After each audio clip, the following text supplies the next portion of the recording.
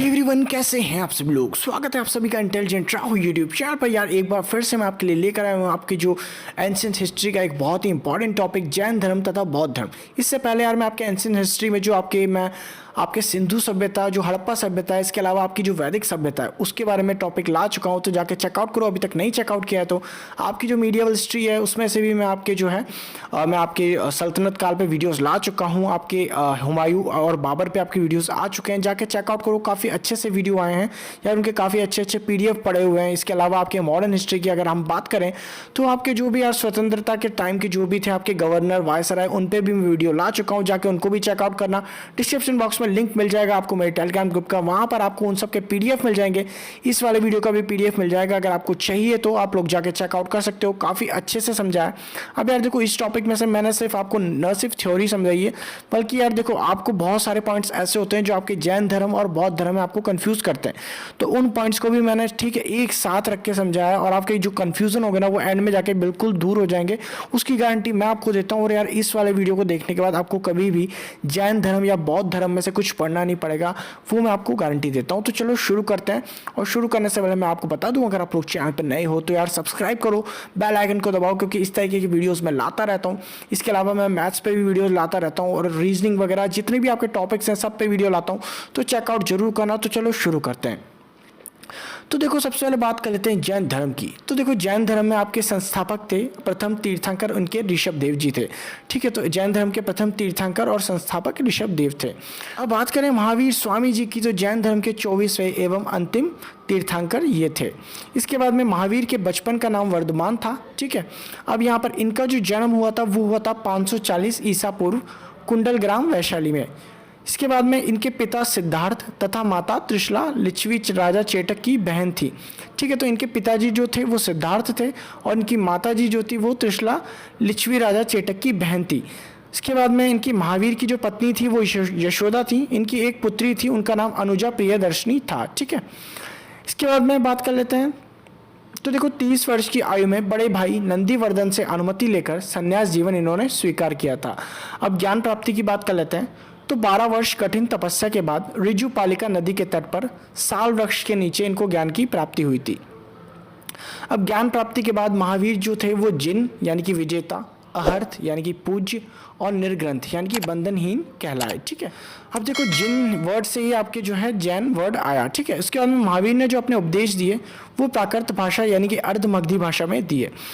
महावीर के जो प्रथम अनुयायी थे उनके दामाद जामिल थे, जो उनकी पुत्री थी प्रियदर्शनी, उनके पति जामिल इनके प्रथम अनुयायी बने थे। इसके बाद में प्रथम जैन भिक्षुणी नरेश दादीवाहन की पुत्री चंपा थी।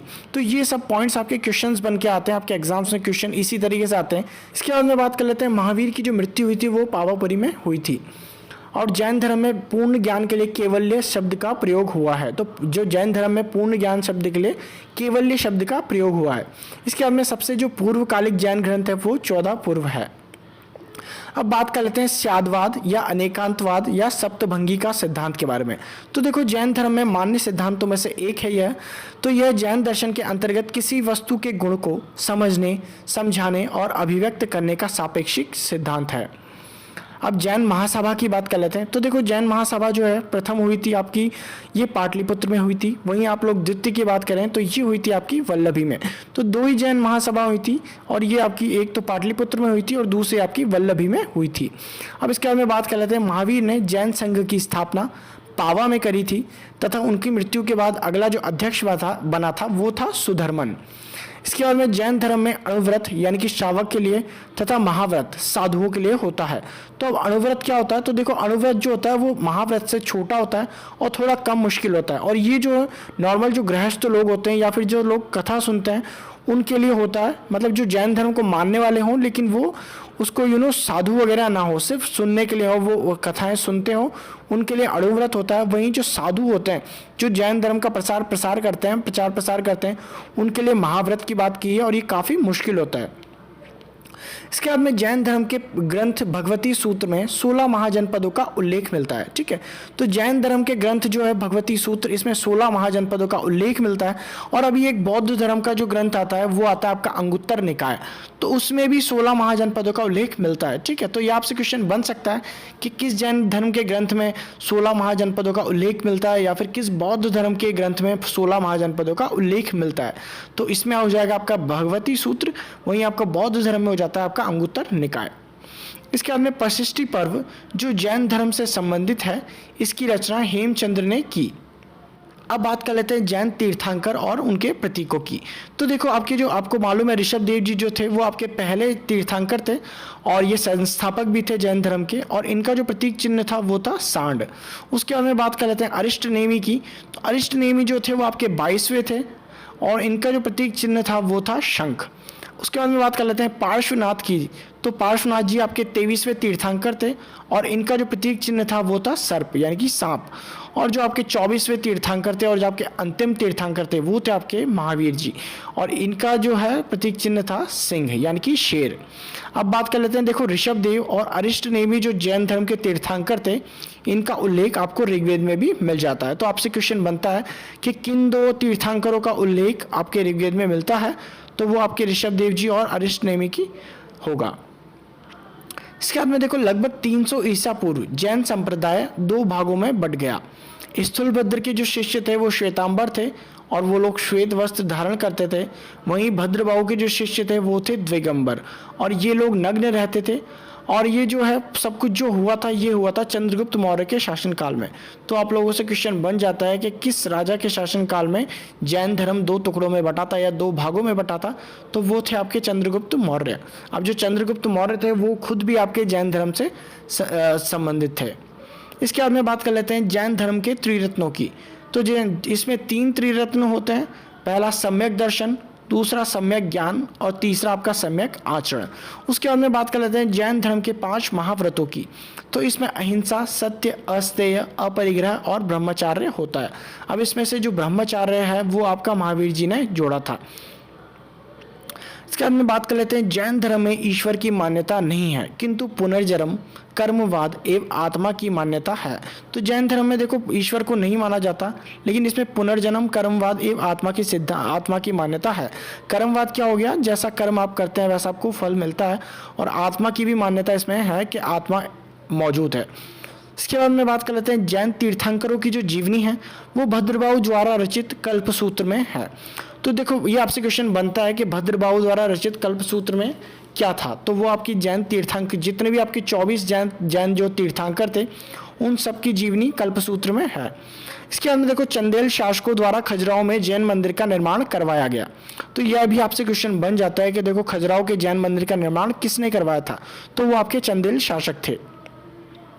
अब बात कर लेते हैं देखो बौद्ध धर्म की। तो बौद्ध धर्म में देखो आपके गौतम बुद्ध जो थे वो बौद्ध धर्म के संस्थापक थे और इन्हें एशिया की ज्योति यानी कि लाइट ऑफ एशिया कहा जाता है। अब आपके उनका जो जन्म हुआ था वो हुआ था 563 ईसा पूर्व, और ये कपिलवस्तु के लुम्बिनी नामक स्थान पर इनका जन्म हुआ था। अब इनके जो पिता थे वो शुद्धोधन शाक्य गण के मुखिया थे, तथा इनकी जो माता थी माया देवी जी, उनका जो मृत्यु थी वो बुद्ध के जन्म के 7वें दिन ही हो गई थी, और इसीलिए जो इनका लालन पालन किया था इनकी मौसी प्रजापति गौतमी ने किया था। ये मौसी भी कह सकते हो आप, इनको सौतेली माँ भी कह सकते हो। इसके बाद में उनके बचपन का नाम सिद्धार्थ था। 16 वर्ष की आयु में यशोधरा के साथ उनका विवाह हुआ तथा उनके पुत्र का नाम राहुल था। ठीक है, तो देखो अब इनकी पत्नी का नाम है यशोधरा, और आप महावीर की पत्नी का नाम की बात करें तो उनके पत्नी का नाम था यशोदा। तो ये आपको काफ़ी कंफ्यूज करती हैं सारी चीज़ें, तो अभी एंड में मैं आपको बताऊंगा और इनका बिल्कुल लाइन टू लाइन कंपैरिजन कराऊंगा, और आपको देखना ये जितने भी डाउट है ना आपके सब के सब दूर हो जाएंगे। तो चलो बात कर लेते हैं 29 वर्ष की आयु में इन्होंने गृह त्याग कर संन्यास लिया था। अब देखो इन्होंने 29 वर्ष की आयु में गृह त्याग किया था, वहीं अगर आप लोग बात करें महावीर की तो उन्होंने 30 वर्ष की आयु में गृह त्याग किया था। अब देखो सिद्धार्थ के प्रथम गुरु अलार कलाम हुए। सिद्धार्थ के जो प्रथम गुरु थे यानी कि जब घर त्याग करने के बाद उन्होंने जो पहला दीक्षा ली थी वो अलार कलाम से ली थी। इसके बाद में देखो 6 वर्ष बिना अन्न जल ग्रहण किए कठिन तपस्या के बाद 35 वर्ष की आयु में वैशाख पूर्णिमा की रात निरंजना नदी के तट पर पीपल वृक्ष के नीचे इनको ज्ञान की प्राप्ति हुई। अब देखो ज्ञान प्राप्ति के पश्चात सिद्धार्थ जो थे वो बुद्ध कहलाए तथा वह स्थान बौद्ध गया कहलाया। बुद्ध ने अपना जो प्रथम उपदेश दिया था वो सारनाथ में दिया था तथा ज़्यादातर उपदेश इनके श्रावस्ती में दिए थे। तो ये आपसे क्वेश्चन बन जाता है कि बुद्ध ने अपना प्रथम उपदेश कहाँ पर दिया था, तो वो सारनाथ में दिया था। और ज़्यादातर उपदेश बुद्ध ने कहाँ पर दिए थे, तो ये उन्होंने श्रावस्ती में दिए थे। अब इसके बाद में आज देखो बुद्ध ने अपने जो उपदेश दिए थे वो पाली भाषा में दिए थे। अब आप बात करें महावीर जी से, तो महावीर जी ने अपने उपदेश दिए थे प्राकृत भाषा में यानी कि अर्धमगधी भाषा में, और इन्होंने अपने दिए थे पाली भाषा में। अब देखो बुद्ध की मृत्यु 80 वर्ष की उम्र में 483 ईसा पूर्व कुशीनगर में हुई थी। अब कुशीनगर आपके उत्तर प्रदेश के देवरिया में स्थित है। वहीं आप बात करते हैं महावीर जी की, तो उनकी मृत्यु हुई थी पावापुरी में, जो कि बिहार में स्थित है। अब बुद्ध के जन्म एवं मृत्यु की तिथि को चीनी परंपरा के कैंटोन अभिलेख द्वारा निश्चित किया गया। बौद्ध धर्म का विशेष ज्ञान हमें त्रिपिटक से मिलता है, और यह है आपके तो विनय पिटक, सूत्र पिटक और आपके अभिधंग पिटक। अब आपके बौद्ध धर्म में ईश्वर तथा आत्मा में विश्वास भी नहीं करता, किंतु पुनर्जन्म में विश्वास करता है। अब देखो आपका जो जैन धर्म था वो आपका आत्मा में विश्वास करता था और पुनर्जन्म में विश्वास करता था। बौद्ध संघ में सम्मिलित होने के लिए न्यूनतम आयु सीमा 15 वर्ष थी तथा इसे उपसंपदा कहा जाता था। अब देख लो बौद्ध धर्म के त्रिरत्न है बुद्ध, धम्म एवं संघ। अब देखो बुद्ध की प्रमुख घटनाएं एवं उनके नाम। तो यार देखो बुद्ध की जन्म से जितनी भी प्रमुख घटनाएं हुई थी और उनके नाम क्या थे वो मैं आपको बताऊंगा यहाँ पे। तो पहली घटना थी उनकी गृह त्याग की, इसको कहा जाता है महाभिनिष्क्रमण के नाम से। दूसरी घटना थी ज्ञान की प्राप्ति, और इसको कहा जाता है संबोधि के नाम से। तीसरी घटना प्रथम उपदेश के नाम से, और इसको कहा जाता है धर्मचक्र प्रवर्तन के नाम से। वहीं चौथी घटना की बात करें तो बुद्ध की मृत्यु, और ये कही जाती है महापरिनिर्वाण के नाम से। अब बात कर लेते हैं प्रमुख बौद्ध सभाएं, स्थान, शासनकाल तथा उनके अध्यक्ष, जो कि आपसे काफ़ी ज़्यादा पूछे जाते हैं। तो देखो सबसे पहले संगीति है, आपके स्थान हो गया, अध्यक्ष हो गया और आपके शासन काल हो गया। तो देखो प्रथम संगीति आपकी हुई थी, उसका स्थान था राजगृह, अध्यक्ष थे उसमें महाकश्यप और शासन काल था अजात शत्रु का। द्वितीय जो आपकी बौद्ध संगीति हुई थी उसके जो थे वैशाली में हुआ था, उसके अध्यक्ष की बात करें तो सवाकामी थे और उसके शासन काल था आपका काला अशोक का। तृतीय बौद्ध संगीति आपकी हुई थी पाटलिपुत्र में, इसके जो अध्यक्ष थे वो मोगलीपुत्र तिस थे और इसके जो शासनकाल था वो था अशोका का। वहीं चतुर्थ बौद्ध संगीति जो थी आपकी वो हुई थी कुंडल वन में, और इसके जो अध्यक्ष थे वो अश्वघोष थे, और वहीं आप पे इनके जो शासनकाल था वो था कनिष्क का। तो ये जो आपके चारों बौद्ध संगीति हुई थी, इनके आपके अध्यक्ष, इनकी जगह और इनके जो शासनकाल थे वो आपको मैंने बता दिया है। अब इसको सिर्फ आप एक एक बार पढ़ लेना, आपको याद हो जाएंगे। इसके बाद में देखो चतुर्थ बौद्ध संगीति के बाद जो बौद्ध धर्म था वो दो भागों में यानी कि हीनयान एवं महायान में विभाजित हो गया था। अब आपके हीनयान और महायान क्या है इसको भी मैं आपको एंड में डिटेल में बताऊंगा, ताकि आप लोगों के जो भी डाउट होंगे ना मन में वो आपके दूर हो जाएंगे। वैसे ये आपके इंपॉर्टेंट नहीं है कि हीनयान और महायान क्या होते हैं, लेकिन एक बार फिर भी आप लोग देख लेना। उसके बाद में देखो बौद्धों का सबसे प्रमुख त्यौहार वैशाख पूर्णिमा है। इसे जो है बुद्ध पूर्णिमा के नाम से भी जाना जाता है, क्योंकि इसी दिन बुद्ध का जन्म, ज्ञान की प्राप्ति एवं महापरिनिर्वाण हुआ था। अब देखो बुद्ध चरित्रों यानी कि बौद्धों की रामायण के रचनाकार अश्वघोष थे। बौद्ध ग्रंथ अंगुत्तर निकाय में 16 महाजनपदों का उल्लेख मिलता है। अब देखो बोधिसत्व के रूप में पुनर्जन्म की दीर्घ श्रृंखला के अंतर्गत बुद्ध ने शाक्य मुनि के रूप में अपना अंतिम जन्म प्राप्त किया, किंतु इसके उपरांत मैत्रेय तथा अन्य अनाम बुद्ध अभी अवतरित होना शेष हैं। मतलब देखो पुनर्जन्म में विश्वास करते थे बौद्ध, और बोधिसत्व के रूप में जब इन्होंने शाक्य मुनि के रूप में इन्होंने अपना अंतिम जन्म लिया था, और कहते हैं कि अभी इनका मैत्रेय और अनाम बुद्ध के नाम से अभी इनका अवतरित होना दोबारा शेष है। अब देखो बात कर लेते हैं जैन धर्म और बौद्ध धर्म की, और इसमें यार देखो आपके जितने भी कन्फ्यूज़न हो गए ना, जितने भी इनकी कन्फ्यूज़न आपको होते हैं ना यार, वो सारे के सारे इसको देखने के बाद दूर हो जाएंगे। तो चलो देख लेते हैं। तो आपके देखो जैन धर्म के आपके संस्थापक थे ऋषभ देव जी, और इनके 24वें तीर्थंकर थे आपके महावीर जी। वही बात करते हैं बौद्ध धर्म की, तो इसके संस्थापक थे आपके गौतम बुद्ध जी।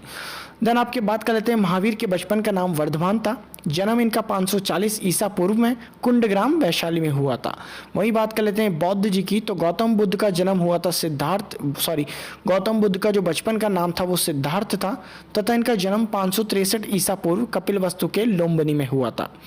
देन आपके बात कर लेते हैं जो आपके महावीर जी के पिता की, तो वो सिद्धार्थ नाम था। इनकी माता का नाम त्रिशला था, पत्नी का नाम यशोदा था तथा पुत्री का नाम प्रियदर्शनी था। और आपके जो सिद्धार्थ थे इनके पिता का नाम शुद्धोधन था, माता का नाम माया देवी था, पत्नी का नाम यशोधरा तथा पुत्र का नाम राहुल था। अब देखो इन्होंने 30 वर्ष की आयु में गृह त्याग किया था आपके महावीर जी ने। वहीं अगर बात करें आप गौतम बुद्ध की तो इन्होंने 29 वर्ष की आयु में गृह त्याग किया था। अब देखो 12 वर्ष कठिन तपस्या के बाद महावीर को ऋजुपालिका नदी के तट पर साल वृक्ष के नीचे ज्ञान की प्राप्ति हुई और वह जिन कहलाए। और वहीं पर आप लोग बात करें गौतम बुद्ध की तो इन्होंने 6 वर्ष भूखे प्यासे तपस्या के बाद बुद्ध को निरंजना नदी के तट पर पीपल वृक्ष के नीचे ज्ञान की प्राप्ति हुई और वह बुद्ध कहलाए। अब आपके महावीर ने अपने उपदेश प्राकृत यानी कि अर्धमगधी भाषा में दिए, वहीं आपके बुद्ध ने अपने उपदेश पाली भाषा में दिए। अब देखो 468 ईसा पूर्व बिहार के पावापुरी में महावीर की मृत्यु हुई थी। वहीं बात करते हैं गौतम बुद्ध की तो 483 ईसा पूर्व उत्तर प्रदेश के कुशीनगर में इनकी मृत्यु हुई। जैन धर्म के त्रिरत्न की बात करें तो वो है आपके सम्यक ज्ञान, सम्यक दर्शन और सम्यक आचरण।